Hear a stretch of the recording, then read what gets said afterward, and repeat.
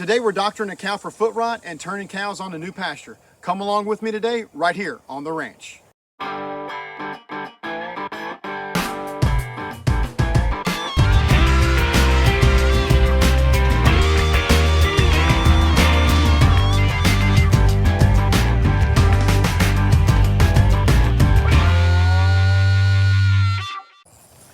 So today we have a cow that has a bit of a limp. Be quiet, girl. With all of the rain we've gotten, we're starting to see a couple cows that are getting the beginning stages of hoof rot. And so we're gonna take this cow number 43 and just check her out. She's not limping as bad as she was the other day, so I do think she's coming out of it.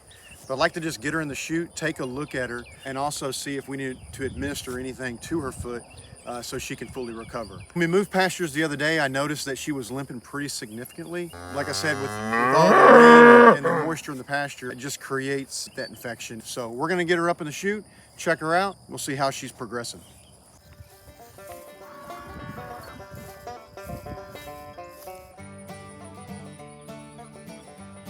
First thing I have to do is close this gate here. As soon as I put pressure on this cow, she's gonna go through that pasture. So I'm gonna close this gate, and then from there, we're gonna go ahead and get her in the chute.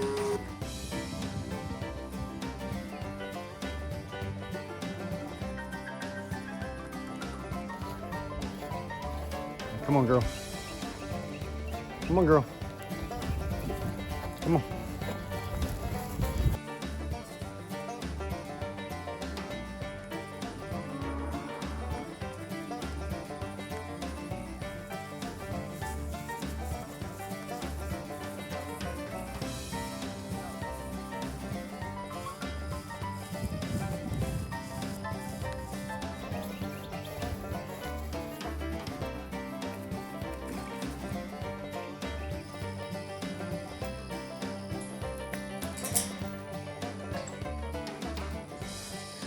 So this cow that we've just got pinned up for this hoof rot, it's number 43, our wildest cow that we have. And so I'm gonna be extremely careful getting her into this pen and also getting her into the chute.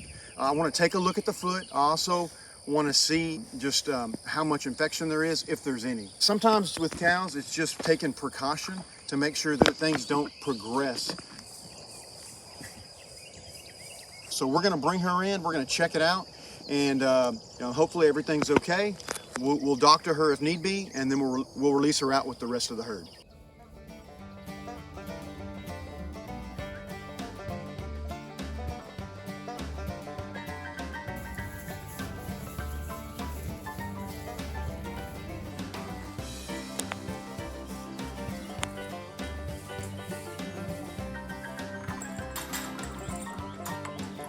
So we have a couple of cows in here that came with number 43, so we're gonna get them out of the chute and then we'll doctor number 43.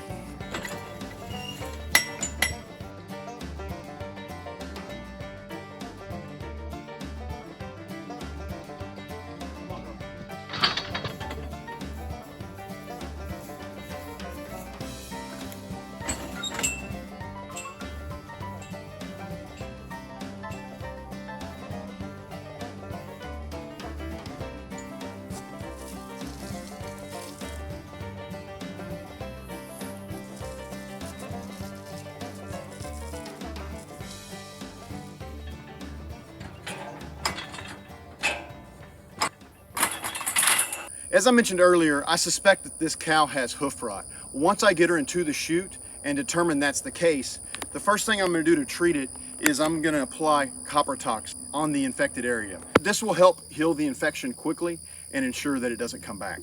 Also, I'm gonna give her a shot of LA300. This is just a typical antibiotic that you can use for a variety of things. We're gonna give her a dosage of this so it'll help fight off the infection that she has in her hoof.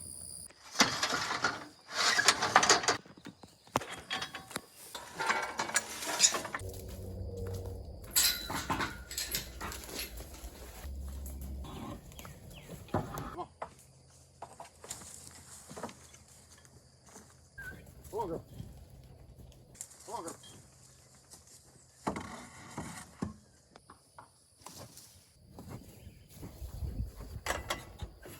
Come on. Come on.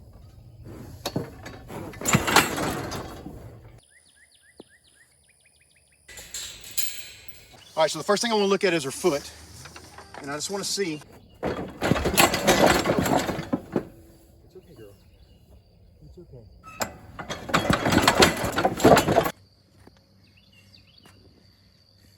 All right, so I looked at her foot, and her foot actually looks okay, which is awesome news. There's a little bit of redness, but nothing crazy. So the veterinarian had advised me just to give her a shot of LA 300. I'm going to do half of the injection on one side of her neck and half on the other. Do every injection spot, I'll do 10 cc's.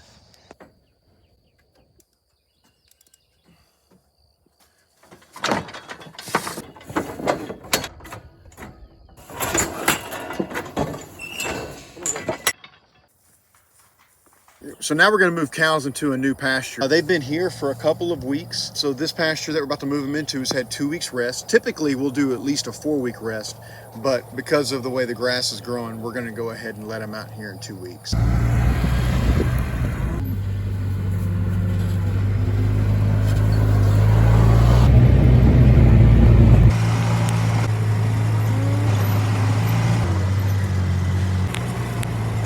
All right, we're going to go move these cows. Come on, girls. Woo! Woo! Ah! Come on.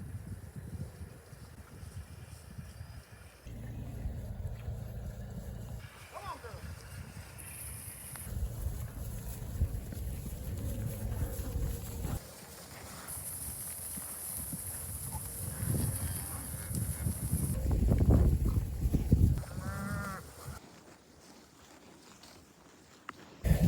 This cow here is a black baldy. She's crossed with Hereford and Angus. Really solid cow. Raises a nice big calf. I think at some point I'd love to keep some heifers out of her. She's really solid. This brown cow over here, she's the big girl. She's big. But she breeds back on time. She calves on time. Last year she had twins. Every time we sell one of her calves, it's at the top 5 of prices we get for our calves. I mean, she is really solid. The interesting thing about her is that we got her from the auction barn, and she's actually sold from the state. She was a prison cow, and now she's free right here.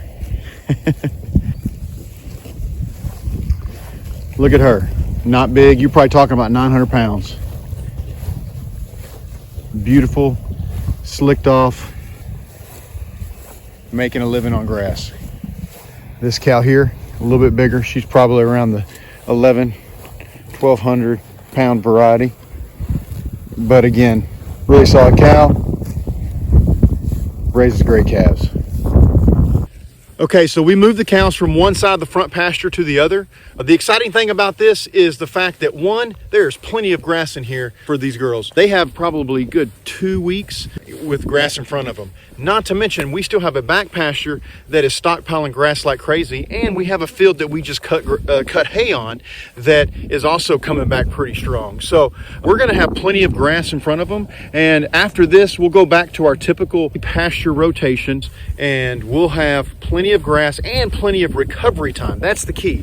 You can have all the pasture, but if you're not allowing your pasture to recover, then you're gonna run out of grass. And so what we do is that we bring cows to an area, we close all the other areas off, we allow everything to recover, and then once it's recovered, then we let the cows in. We let them graze, but we don't let them graze it all the way to the ground. We let them graze it down just enough to where the grass can recover, and then we move them on. When it rains, it's held in the pasture and grass grows again.